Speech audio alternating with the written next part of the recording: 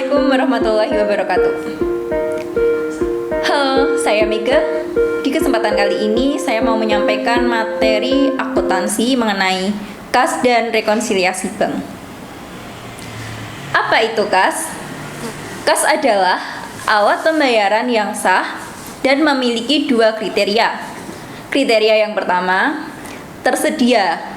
Berarti kas itu harus ada dan dimiliki, serta dapat digunakan sehari-hari sebagai alat pembayaran untuk kepentingan perusahaan.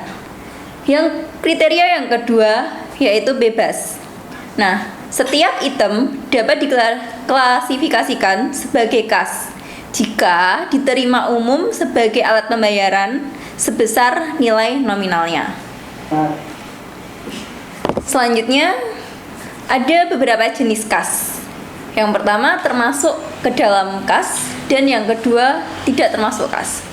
Yang termasuk kas antara lain ada uang kartal. Uang kartal itu seperti logam, uang logam, kepingan logam, terus ada uang kertas. Nah, selanjutnya cek giro, wesel bank, terus simpan dan di bank bisa berwujud giro atau tabungan. Yang terakhir ada valuta asing. Nah, yang kedua tidak termasuk kas. Tidak termasuk kas antara lain ada cek mundur, cek kosong, deposito berjangka, money order, terus bank garansi. Di sebuah perusahaan tentu diperlukan adanya perencanaan kas.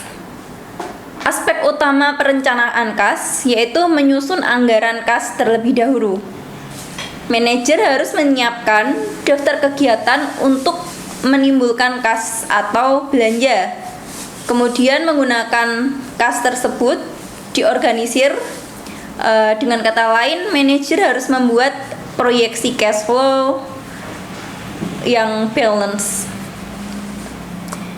Agar tujuan tercapai, ada dua hal yang harus dilakukan.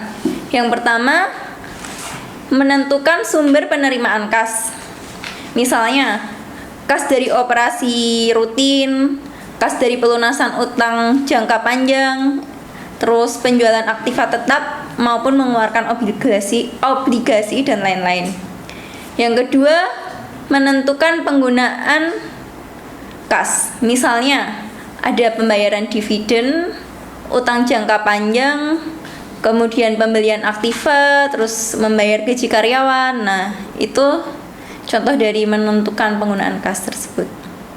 Jadi manajemen itu harus pertama menentukan sumber penerimaan kas, untuk selanjutnya menentukan rencana penggunaan kas tersebut. Nah, berdasarkan dua hal tadi, maka manajemen dapat mengetahui seberapa besar kas yang dibutuhkan atau seberapa besar kas yang menganggur. Nah, selanjutnya ditentukan langkah terhadap kas yang berlebihan atau menganggur. Untuk selanjutnya diperlukan pula sistem pengendalian internal kas. Fokus utama pengendalian kas itu pertama pada administratif dan accounting kontrolnya, yang secara umum terdiri dari menyediakan kas yang cukup untuk operasi perusahaan sehari-hari. Itu dengan artian liquid ya. Jadi sebuah perusahaan harus menyediakan kas untuk operasional sehari-harinya. Yang kedua, menghindarkan terjadinya kas yang menganggur atau idle money. Yang ketiga, mencegah terjadinya kerugian-kerugian sebagai akibat dari adanya penyalahgunaan terhadap kas. Sistem pengendalian intern meliputi semua sarana, alat, dan peraturan-peraturan yang digunakan oleh perusahaan dengan tujuan. Yang pertama, mengamankan dan mencegah terjadinya pemborosan, penyalahgunaan, dan ketidakefisienan dari sumber ekonomi yang dimiliki perusahaan tersebut. Yang kedua, menjamin ketelitian dan dapat dipercayainya. Dengan artian reliability keberadaan data operasional dan akuntansi yang dihasilkan tersebut.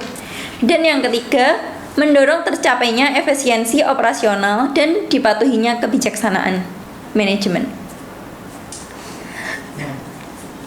Untuk selanjutnya, di suatu perusahaan diperlukan juga adanya pengawasan terhadap kas. Nah, sistem pengawasan intern suatu perusahaan berbeda dengan perusahaan lain karena bentuk dan jenis perusahaan pun ada bermacam-macam. Ada perusahaan jasa, perusahaan dagang, dan perusahaan manufaktur. Nah, itu sistem pengawasannya berbeda-beda. Pengawasan terhadap kas dapat dilakukan terutama dalam hal penerimaan kas dan yang kedua dalam hal pengeluaran kas.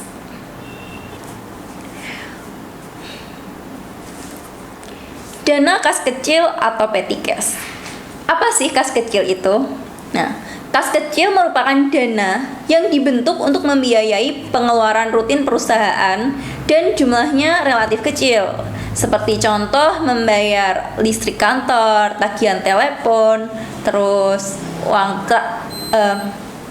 uang bensin, nah seperti itu. Dan nominalnya tuh enggak yang besar, pokoknya yang relatif kecil aja. Kemudian metode pencatatan kas kecil. Metode pencatatan kas kecil itu ada dua. Yang pertama, sistem dana tetap atau impress fund system. Yang kedua, sistem dana berfluktuasi atau fluctuating fund system.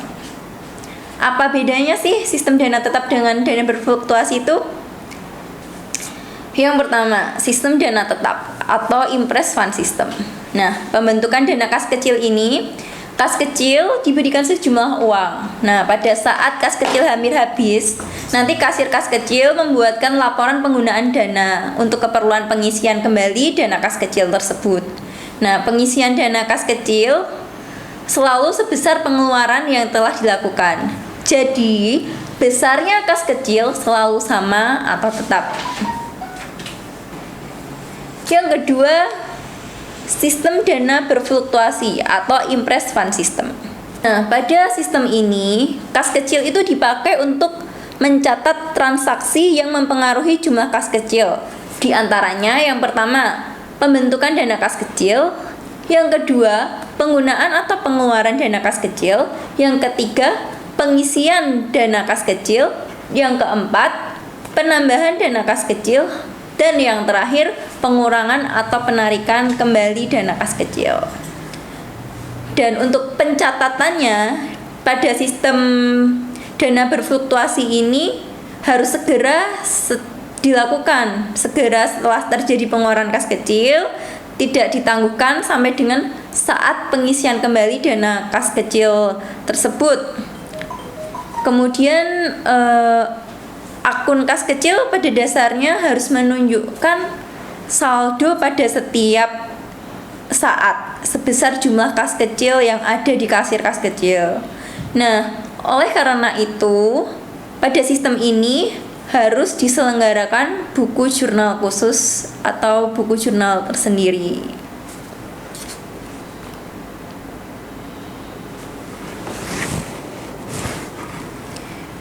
Selanjutnya mari kita lihat, ini ada perbedaan jurnal antara sistem impress dan fluktuasi. Pertama pada transaksi pembentukan kas kecil. Kalau itu sama ya jurnalnya, kas kecil pada kas atau bank. Kemudian di pemakaian, kalau menggunakan sistem impress itu tidak ada jurnal, sedangkan menggunakan sistem fluktuasi jurnalnya beban pada kas kecil. Kemudian di penggantian, kalau di sistem impress jurnalnya beban pada kas, sedangkan di fluktuasi kas kecil pada kas atau bank. Kemudian yang keempat, akhir periode pembukuan. Di akhir periode pembukuan, apabila menggunakan sistem impress, untuk pemakaian kas kecil yang belum diganti dilakukan AJP, ayat jurnal penyesuaian beban pada kas kecil. Kemudian dibuat jurnal pembalik. Sedangkan pada sistem fluktuasi tidak ada AJP. dalam pengelolaan kas perusahaan, setiap penerimaan perusahaan itu sebaiknya harus disetorkan ke bank, dan sebaiknya pengeluaran perusahaan harus menggunakan cek. Karena praktek tersebut sering menyebabkan timbulnya perbedaan antara saldo kas menurut catatan perusahaan dan saldo kas menurut catatan bank. Nah, pada waktu akan menyusun laporan keuangan perusahaan harus tahu saldo kas, termasuk kas kecil nih, yang tepat untuk dilaporkan ke neraca. Kemudian apabila terjadi perbedaan saldo kas menurut catatan perusahaan dengan bank, maka harus diadakan rekonsiliasi bank.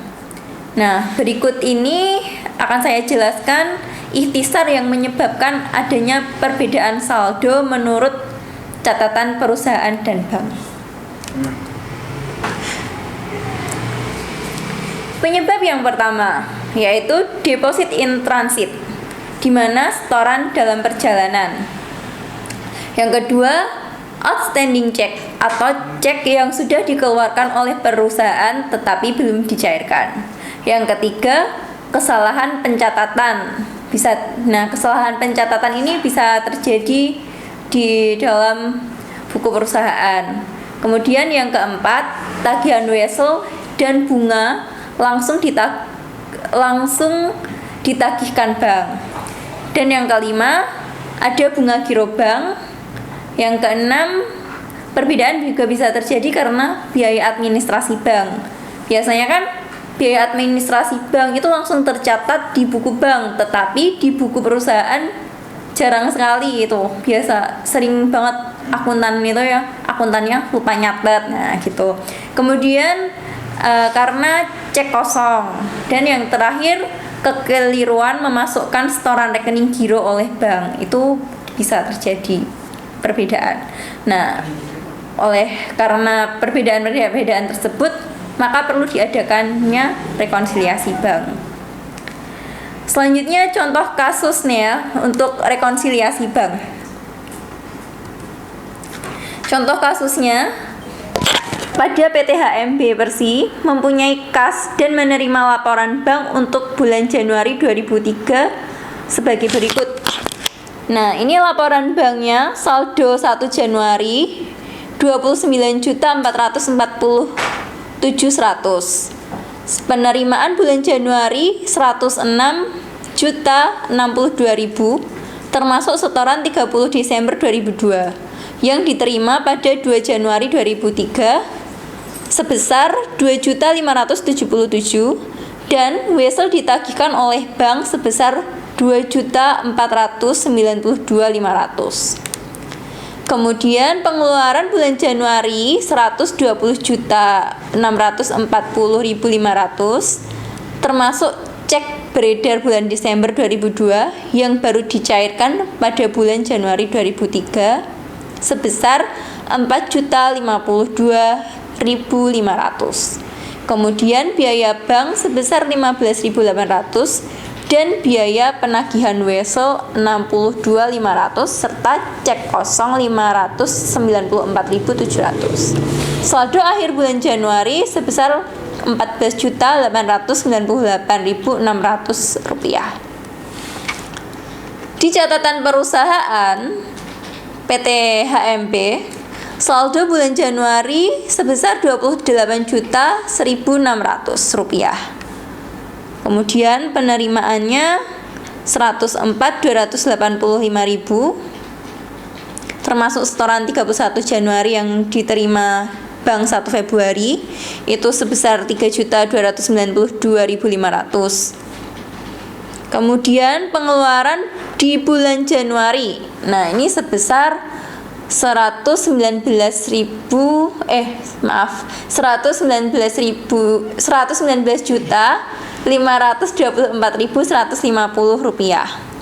Itu termasuk cek yang beredar di bulan Januari belum dicairkan sampai akhir Januari sebesar 3.519.150. Jadi saldo akhir pada catatan perusahaan sebesar 12.762.450 Rp250. Nah, di situ dituliskan perusahaan salah mencatat pengeluaran 230.000, tapi dicatat 320.000 dalam buku perusahaan. Cek sudah ditulis dengan benar. Jadi dapat disimpulkan terjadi perbedaan antara catatan perusahaan dan laporan bank. Nah, kemudian kita buat rekonsiliasinya. Nih, kita buat rekonsiliasi 2 kolom. PTHMB rekonsiliasi mencari saldo yang benar per 31 Januari 2003. Saldo akhir di laporan perusahaan itu 12.762.450. Kemudian ditambah wesel ditagihkan 2.492.500, koreksi kesalahan sebesar 90.000, dikurangi biaya bank 15.800 dan biaya penagihan wesel 62.500 serta cek kosong 594.700. Maka saldo yang benar 14.671.950. Nah, sehingga sudah balance tuh dari rekonsiliasi bank antara saldo akhir per perusahaan dan saldo akhir per bank sebesar 14.671.950.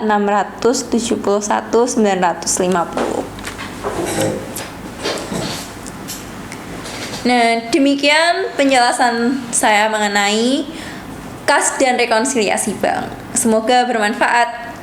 Wassalamualaikum warahmatullahi wabarakatuh.